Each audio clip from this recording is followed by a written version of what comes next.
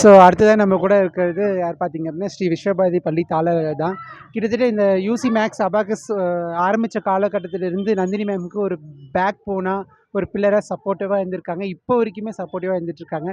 So அவங்ககிட்ட ஒரு சில வார்த்தைகள். ஒரு இனிய ஞாயிற்றுக்கிழமை ஒரு நல்ல ஒரு நிகழ்ச்சி.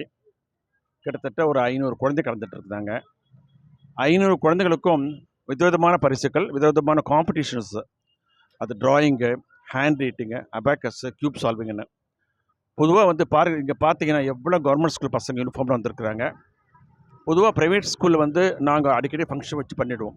கவர்மெண்ட் ஸ்கூல் லெவல் மட்டும் தான் பண்ணுவாங்க, என்கரேஜ் பண்ணுவாங்க, ப்ரைஸ் கொடுப்பாங்க. பட் அவங்கள வெளியே கூட்டு பண்ணுறது மிக சிரமமான விஷயம். அதை நம்ம பண்ணிக்கிட்டு இருக்கோம். சோஷியல் நம்மளுக்கு சில கடமைகள் இருக்குது. எல்லா பசங்களையும் நம்ம வந்து அரவணைச்சு அவங்களுக்கு ஆக்டிவிட்டீஸை கற்றுக் கொடுத்து சிறப்பாக பண்ணணும். அந்த காரியத்தை வந்து நம்ம யூனிக் கான்செப்ட் அபாக்கஸ் பண்ணிகிட்ருக்காங்க. நந்தினி மேடம் அவங்க டீமும் பிரமாதம் பண்ணிகிட்ருக்காங்க.